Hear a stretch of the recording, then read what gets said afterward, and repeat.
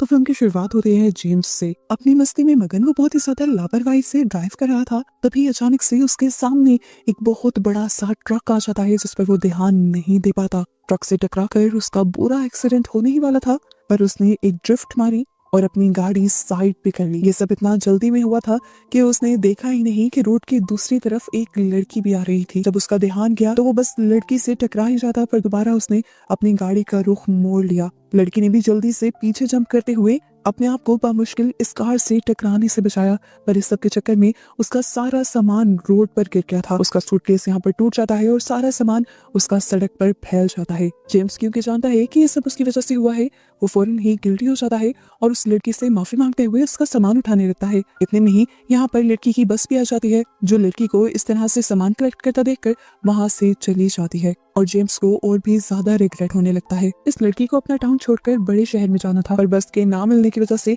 अब उसे मजबूरन दोबारा साइलेंट हिल जाना पड़ता, जहाँ पर वो रहा करती थी। जेम्स को एहसास होता है कि जो कुछ भी बुरा हुआ वो उसकी गलती है।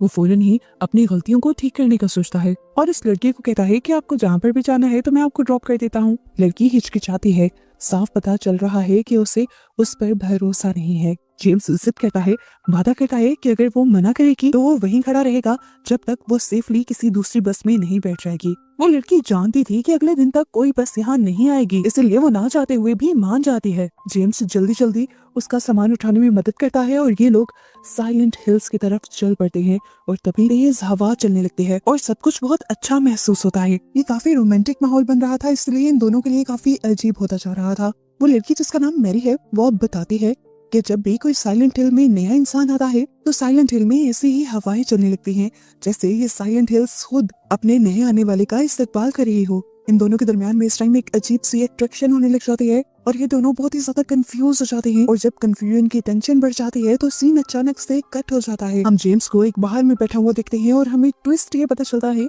कि जितना कुछ भी हमने देखा था वो सच नहीं था, वो सब जेम्स के दिमाग में एक कहानी चल रही थी। जेम्स उस टाइम नशे में धुत था, उसका फोन बार बार बज रहा था पर वो हर बार इग्नोर कर रहा था। नशे की वजह से उसकी हालत बहुत ही ज्यादा खराब है। वो जब खड़ा होने लगता है तो यहाँ की एक स्टाफ मेंबर के ऊपर गिर जाता है। बाकी स्टाफ जैसे ही ये नोटिस करता है तो सिक्योरिटी गार्ड्स को बुलाते हुए उसे यहाँ से निकाल दिया जाता है और सिक्योरिटी गार्ड्स बाहर जाकर उसे ट्रैश पर फेंक देते हैं। यहाँ उसका फोन लगातार बज रहा था और फोन तब तक बजता रहता है जब तक वो उठा नहीं लेता। दूसरी तरफ उसकी साइकोलॉजिस्ट थी जो उसकी हालत बहुत अच्छे से जानती थी और उस पर गुस्सा हो रही थी क्योंकि वो अपनी हालत पर कोई भी काम नहीं कर रहा था। यहाँ से हमें पता चलता है कि उसे कोई साइकोलॉजिकल इशू है और वो अपना इलाज नहीं कर पा रहा। वो उसे याद दिलवाती हैं कि कल को उनकी अपॉइंटमेंट है और वो उसे वार्न भी करती हैं कि उसे मिस मत करना। जेम्स मुश्किल से जवाब देता है। इस टाइम उसकी आवाज काफी दुखी और कमजोर है, जिससे साफ पता चल रहा है कि वो अंदर से बहुत टूटा हुआ है और बहुत कुछ सह रहा है। आखिरकार वो थका हारा घर पहुंचता है। घर के अंदर उसे मैरी का एक लेटर मिलता है जिसमें मैरी उसे कह रही थी कि उसके साथ कुछ बहुत ही गलत हो चुका है और उसे जेम्स की फौरन जरूरत है। बिना सोचे समझे जेम्स साइलेंट हिल जाने का फैसला करता है। इस टाइम यहाँ पर बहुत तेज बारिश हो रही थी। इस टाइम वो ड्रंक हालत में गाड़ी चला रहा था और कुछ भी हो सकता था, पर इस टाइम उसके दिमाग पर सिर्फ मेरी सवार थी। मेरी उसकी जिंदगी की सबसे अहम तरीन लड़की है। उसे कुछ हो जाए जेम्स को ये बर्दाश्त नहीं है और जेम्स उसे कहीं से भी ढूंढ निकालेगा। सोचों में डूबा हुआ जेम्स आखिरकार ड्राइविंग के दौरान सो जाता है। जब वो जागता है तो देखता है कि उसकी गाड़ी एक पब्लिक बाथरूम के पास पार्क है। यहाँ पर जब वो जाग कर अपने आप को शीशे में देखता है तो पहले तो अपने आप को पहचान ही नहीं पाता। वो पहले वाला जेम्स नहीं लग रहा था। उस जेम्स और इस जेम्स में बहुत सारी चीजें मुख्तलिफ थी। इस नए वाले जेम्स की आंखों के नीचे हल्के थे, दाढ़ी बढ़ी हुई थी। उसकी शक्ल से कोई भी साफ बता सकता था कि वो डिप्रेशन में है। इस टाइम पर वो दोबारा से मैरी का लेटर पढ़ता है और रोते हुए अपनी आंखें बंद कर लेता है। इस टाइम उसे उस वक्त की सारी मेमोरीज याद आ रही थी, जो खूबसूरत मेमोरीज उन्होंने साइलेंट हिल में मिलकर बनाई थी। हर किसी ने उसे कहा था कि वो मैरी को भूल जाए और आगे बढ़ जाए, पर जेम्स आज तक मैरी को भूल नहीं पाया। जेम्स को आज भी लगता है कि मैरी को उसकी जरूरत है। जेम्स अब जब साइलेंट हिल के अंदर जाता है तो उसकी मुलाकात एंजेला नाम की एक लड़की से होती है। वो जेम्स से एक बैग उठाने में मदद मांगती है और इस तरह ये दोनों साथ चलने लगते हैं। एंजेला आज के मौसम के बारे में बात कर रही थी और जेम्स उसकी बात ही सुन रहा था। उसकी बात काट कर वो पूछता है, तुम जानती हो कि मैरी कहाँ है? क्या तुमने मैरी को देखा है? तो यहाँ एंजेला उसे वार्न करती है, तुम उसे कभी नहीं देख पाओगे। जेम्स खोया खोया सा वो सारी बातें सुन रहा था। उसका ध्यान नहीं था उस लड़की की बातों पर। वो अभी भी कहीं न कहीं मैरी की यादों में खोया हुआ था। इस टाइम बारिश बरसाता हुआ ये साइलेंट हिल जितना ज्यादा खौफनाक लग रहा था, वो याद करता है कि जब वो और मैरी यहाँ आए थे, ये साइलेंट हिल उतना ही खूबसूरत था। उसे खूबसूरती को देखते हुए तो मैरी ने उससे वादा किया था कि वो दोनों जिंदगी भर यहाँ एक साथ सुकून से रहेंगे। इस टाइम पर जेम्स को एक अजीब बात याद आती है। उसे याद आता है कि मैरी हमेशा उससे कुछ छुपाया करती थी। वो डरती थी कि कहीं जेम्स को कुछ ऐसा ना पता चल जाए जिससे डर कर वो मैरी को छोड़ दे। जेम्स उसे हमेशा यकीन दिलाता था कि जो कुछ भी हो जाए, जितना भी बुरा हो जाए, वो मैरी को नहीं छोड़ेगा क्योंकि मैरी उसके लिए वफादार है और वो कभी भी मैरी के लिए अपनी फीलिंग्स नहीं बदलेगा और ना ही बदल सकता है। इन्हीं सारी बातों को सोचते हुए वो अब साइलेंट हिल्स के अंदर जाने लगता है। वो साइलेंट हिल जो कभी हरा भरा हुआ करता था, खूबसूरत हुआ करता था, अब वही शहर वीरान हुआ पड़ा था। अंधेरे में घुप बहुत ही ज्यादा खौफनाक लग रहा था। यहाँ पर चीजें टूट रही हैं, सड़कों पर जगह जगह कचरा बिखरा पड़ा है। ऐसा लग रहा है कि सबने सालों पहले इस जगह को छोड़ दिया हो और ये जगह भी अब किसी इंसान को देखना न चाहती हो। फिर भी जेम्स आगे बढ़ता रहता है। वो एक वार्निंग बोर्ड दिखता है जिस पर लिखा था कि आगे खतरा है, लेकिन जेम्स उससे भी इग्नोर कर आगे तंगली के अंदर बढ़ जाता है। वो वहाँ पर आवाज देता है, मैरी मैरी, लेकिन यहाँ कोई जवाब नहीं आता। अचानक एक करीबी टनल से म्यूजिक की आवाज आती है। आवाज का पीछा करते हुए जेम्स को एक चादर के नीचे पड़ी हुई लाश के पास एक रेडियो मिलता है। जैसे ही वो उसे पकड़ने लगता है, अजीबोगरीब आवाजें गूंजने लगती हैं और वो मरा हुआ आदमी ही उसे वार्न करता है कि आगे मत भटको, इस शहर पर एक कर्स है, एक श्राप है। जेम्स का फोन फिर से बजता है। इस टाइम पर अचानक से जेम्स का फोन दोबारा बज उठता है। यह उसकी साइकोलॉजिस्ट का फोन था जो उसे उसकी अपॉइंटमेंट मिस होने पर गुस्सा कर रही थी। जेम्स इस टाइम अपने डॉक्टर को बताता है कि वो साइलेंट हिल्स में है और यहाँ पर कुछ बहुत ही बुरा हो रहा है। डॉक्टर को ऐसी कोई बातें नहीं सुनी थी। वो कहती है कि सारे बहाने छोड़ो और फौरन वापस आओ। चिढ़कर जेम्स फोन काट देता है। इस टाइम वो चारों तरफ देखता है। उसे एक दुकान में से रोशनी नजर आ रही थी। वो इस दुकान के अंदर चला जाता है। उस शॉप के अंदर जाते ही दोबारा जेम्स के ऊपर उसकी यादें हावी हो जाती हैं। यही इसी रेस्टोरेंट में तो बैठकर उन दोनों ने एक दूसरे से प्यार का इजहार किया था। अचानक एक भयानक चीख उसे सुनाई देती है और वो चीख उसकी याद तोड़ देती है। जेम्स देखता है कि अभी अभी वो आदमी जो उसे वार्न कर रहा था, यहाँ से जाने को कह रहा था, वो जल चुका है और उसका जिस्म अजीब तरीके से गल सड़ रहा है। इससे पहले कि वो उसे देखकर कुछ भी कर पाता, पीछे से उसे एक और खौफनाक आवाज सुनाई देती है। पीछे मुड़कर वो देखता है तो वहाँ एक खौफनाक क्रिएचर थी जिसका हाथ और मुंह पूरा स्किन से कवर थे और ये अजीब सा दिखने वाला मॉन्स्टर अचानक से ही उसके ऊपर हमला कर देता है। जेम्स उससे बचने की कोशिश करता है और इस तरह मॉन्स्टर और जेम्स के दरमियान में एक लड़ाई दिखाई जाती है। अब क्योंकि उस मॉन्स्टर के दोनों ही हाथ उसके जिस्म के खाल के अंदर बंधे हुए थे, या ये कह लें कि उसके दोनों हाथ थे ही नहीं, तो वो मॉन्स्टर अपने हाथों से तो हमला कर नहीं पा रहा था। वो अपने कमर से निकलने वाले अजीबोगरीब कीड़ों से हमला कर रहा था, जिससे जेम्स किसी तरह अपने आप को बचा भी लेता है और उल्टा उसी मॉन्स्टर पर हमला कर फाइनली उसे मार देता है। उसे मारने के बाद दोबारा उसी रेडियो में से अजीब आवाजें सुनाई देती हैं उसे, जिस रेडियो की आवाज उसे पहले यहाँ तक लेकर आई थी। ये आवाजें अब खौफनाक होती जा रही थी। जैसे जैसे दिन ढल रहा था, यहाँ की आवाजें और बढ़ चुकी थी। माहौल में भी एक अजीब सा डर पैदा हो गया था। रात का पूरी तरह अंधेरा छाने पर जमीन में से खौफनाक से क्रिएचर्स निकलना शुरू हो जाती हैं और ये तरह तरह की सांप और कॉकरोचेस जैसे दिखने वाली क्रिएचर्स अचानक से जेम्स के ऊपर हमला कर देती हैं। जेम्स भी भागते हुए एक घर के अंदर आ जाता है और उसके ग्लास डोर को बंद करने की वजह से आखिरकार वो उन खौफनाक छोटे छोटे मॉन्स्टर्स से बच जाता है। इस घर में आकर वो नोटिस करता है कि ये वही घर था जिसमें वो और मैरी रहा करते थे। ये एहसास होते ही उसे यहाँ पर मैरी की आवाज सुनाई देती है। हालांकि जेम्स को नजर आ रहा था कि यहाँ पर कोई भी नहीं है, लेकिन फिर भी वो उस आवाज का पीछा कर रहा था बिना डरे। आवाज का पीछा करते हुए वो जब ऊपर जाता है तो उसे पता चलता है कि वहाँ पर एक वीडियो टेप चल रही थी और यहाँ और भी बहुत सी वीडियो टेप्स रखी हुई थी। इस टेप की डेट थी जून 2017। इस टेप को देखकर उसका दिमाग हिलने लग जाता है, सुन्न हो जाता है। उसका दर्द इतना ज्यादा बढ़ जाता है कि वो अपनी साइकियाट्रिस्ट को कॉल करता है और ये कहता है, प्लीज कुछ करो कि दर्द मुझसे अब सहा नहीं जा रहा, बस इसे बंद कर दो। साइकियाट्रिस्ट कहती है कि ये दर्द तभी बंद हो सकता है जब तुम ये मान जाओ कि मैरी नहीं रही। पर इस टाइम भी वो इस जिद पर अड़ा हुआ था कि मैरी जिंदा है और उसे उसकी मौजूदगी फील होती है। इससे पहले कि वो कुछ मजीद कह पाता, उसका फोन बंद हो जाता है। साइकियाट्रिस्ट बार बार उसके नंबर पर कॉल मिलाती है, पर नंबर लगातार बंद जाने की वजह से उसे भी डर लगने लगता है और वो फौरन पुलिस को जेम्स की लोकेशन और उसकी हालत के बारे में बता देती है और ये भी बता देती है कि जेम्स किसी खतरे में है। यहाँ जेम्स जब घर के अंदर आगे बढ़ता है तो यादें उसे दोबारा घेर लेते हैं। उसे साइलेंट हिल्स का वो पहला विजिट याद आता है, जिस विजिट में ये सब लोग उसे प्यार करने की वजह से वार्न कर रहे थे। उन सब लोगों ने उसे कहा था कि मोहब्बत उलझी हुई और बहुत ही ज्यादा खतरनाक होती है और तुम इस सब से ध्यान से चलना। ये कहने के बाद वो सब लोग बिना बताए बिना कुछ कहे उस पार्टी से जाने लगे थे जो उसने और मैरी ने रखी थी। जेम्स को ये सब अजीब लगता है। जब वो इन लोगों के बारे में मैरी से पूछता है तो मैरी बताती है कि वो सब लोग मेरी फैमिली हैं।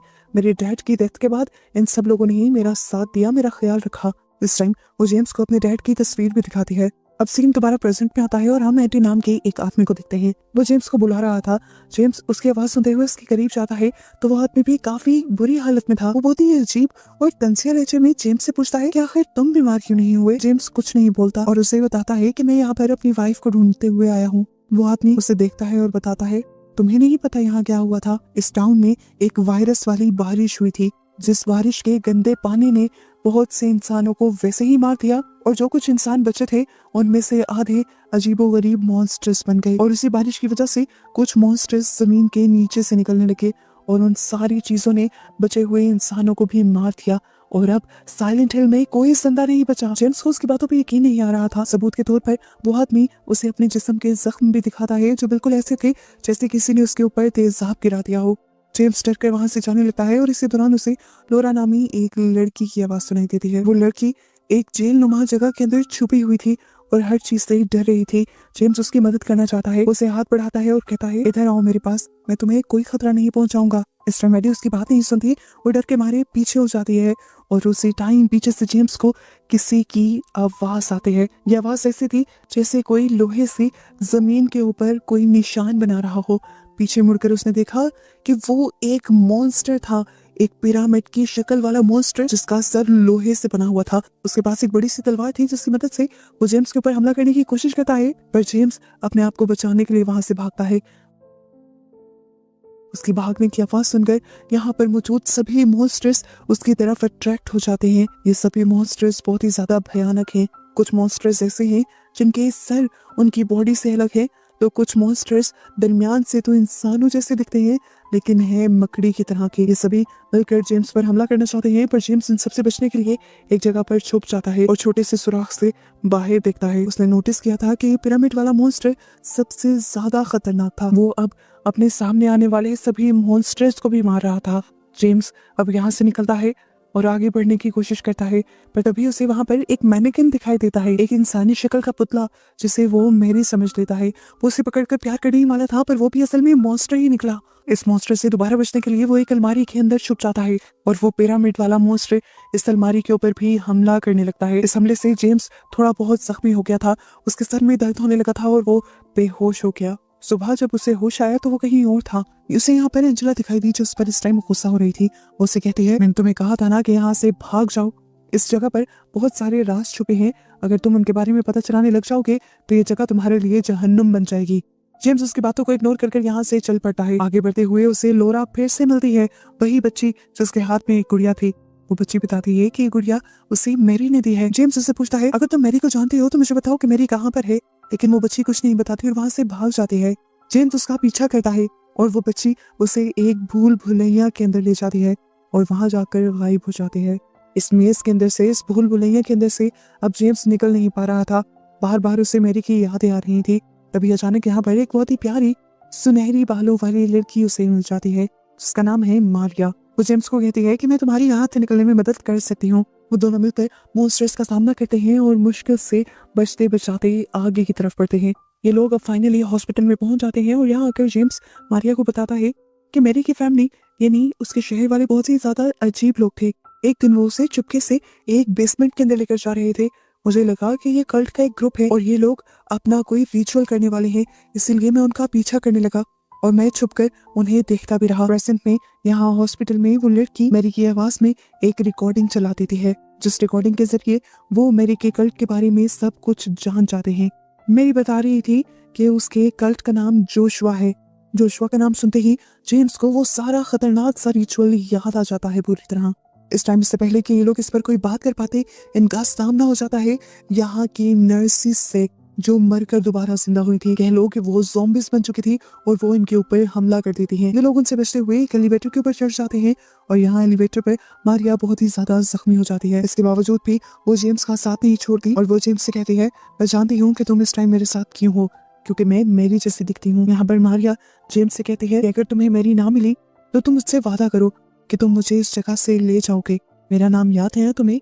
मेरा नाम मारिया है। यहाँ से जेम्स और वो अलग हो जाते हैं और जेम्स को दोबारा लोरा मिलती है जो उसे रूम 318 में ले जाती है। वो जब कमरे के अंदर जाता है तो वहाँ पर एक भयानक दिखने वाला मॉन्स्टर उसके ऊपर हमला कर देता है और उससे खौफनाक अंदाज में पूछता है कि तुम यहाँ क्यों आए हो। ये मॉन्स्टर इतना खौफनाक था कि जेम्स की सांस भी नहीं आई और एकदम से वो होश में आ गया। सीन कट होकर हमें दिखाया गया कि असल में ये सब कुछ जो हो रहा था वो सब कुछ भी रियल नहीं था। ये सब कुछ जेम्स के दिमाग में चल रहा था और जेम्स इस टाइम एक साइकेट्रिक हॉस्पिटल में था। उसके होश में आते ही उसकी साइकेट्रिस्ट उसे बताती है कि तुम्हारा महीनों से इलाज चल रहा है। तुम्हारी वाइफ मैरी के मरने के बाद तुम गहरे सदमे में हो और तुम अपने आप को उससे बाहर नहीं निकाल पा रहे थे, इसलिए हमें तुम्हें ये शॉक थेरेपी देनी पड़ी। इस टाइम जेम्स आंखें बंद करता है और उसके एक और विजन के जरिए हमें दिखाया जाता है कि जब मैरी मरी थी वो वहीं पर था। उसे सब याद है, उसने मैरी को मरते हुए देखा था। इन सारे खबर से जब वो आंख खोलता है तो साइकेट्रिस्ट उसे बताते हैं कि मैरी के मरने के बाद से तुम्हारे दिमाग पर इतना गहरा असर हुआ था कि तुम्हारे दिमाग ने हकीकत और ख्वाब का फर्क ही करना छोड़ दिया था और अब हमें तुम्हें उस स्टेट से, उस बुरी कंडीशन से बाहर लेकर आना है। वो दोबारा आंखें बंद करता है और उसे दोबारा मारिया दिखाई देती है जो उससे पूछ रही थी क्या तुम्हें इस साइलेंट हिल में ही रहना है या फिर मेरे साथ इस धोखे से, इस इल्यूजन से बाहर निकलना है, असली जिंदगी में जाना है। जेम्स आखिरी बार आंखें बंद करता है और इस मर्तबा भी इस हकीकत को मानने से इनकार कर देता है कि मैरी मरी है। वो कहता है कि मेरी आज भी जिंदा है और मैं उसे ढूंढ कर ही रहूंगा। वो मारिया की मिन्नतें करता है कि प्लीज यहाँ पर रुको, मेरे साथ मैरी को ढूंढो, लेकिन वो अब रुकने वाली नहीं थी। वो यहाँ से जाने लगती है। उसको जाता हुआ देखकर जेम्स फिर भी होश में नहीं आता और कहता है कि ये मारिया ही मेरी सोचों का हिस्सा है, जबकि मैरी अभी भी जिंदा है। इस टाइम अब वो एक आग सी जगह में उतर गया था। यहाँ पर उसे लोरा के साथ साथ मैरी की शक्ल का एक मॉन्स्टर भी दिखाई देता है। वो बहुत ही ज्यादा खौफनाक दिख रहा था। जेम्स उससे डरता नहीं बल्कि उस मॉन्स्टर का मुंह पकड़ते हुए उससे माफी मांगने लगता है और कहता है मुझे माफ कर दो प्लीज। उसके माफी मांगते ही वो मॉन्स्टर जलकर राख हो जाता है, जिसके बाद जेम्स को यहाँ पर मैरी की लाश मिल जाती है और इसे देखकर एक और मर्तबा उसे ये हकीकत याद आ जाती है कि मैरी मर चुकी है। यहाँ पर अब हमें मैरी की मौत की मिस्ट्री भी पता चल जाती है। असल में मैरी के डैड जेम्स से शादी करने की वजह से मैरी को पसंद नहीं करते थे और वो मैरी को लो पॉइजन देने लगे, जिसकी वजह से मैरी बीमार रहने लगी, इतना कि वो मरने की हालत पे आ गई। और फिर उसने जेम्स से कहा कि प्लीज मेरे से ये तकलीफ नहीं सही जाती, तुम मुझे मार दो। जेम्स ने ना चाहते हुए भी उसे मार दिया क्योंकि उससे मैरी का दर्द नहीं देखा जा रहा था। अचानक से जेम्स दोबारा अपनी सोचों की दुनिया में चला जाता है और वो अपने ख्वाब में मैरी की लाश को उठाकर अपनी गाड़ी में डालता है और अपनी गाड़ी को एक नदी के अंदर फेंक देता है, जिसके बाद से सीन कट होकर हमें वही सीन दिखाया जाता है जिसे हमने मूवी के स्टार्ट में देखा था जब जेम्स और मैरी टकराए थे। दिखाया जाता है कि तब वो दोनों साइलेंट हिल की तरफ वापस जाने के बजाय असल में कहीं और ही गए थे और इस तरह यहाँ पर असल में हुआ क्या था ये सब कुछ एक मिस्ट्री बन जाती है और इसी मिस्ट्री के साथ और बहुत सारे सवालों के साथ ये मूवी यहीं पर खत्म हो जाती है।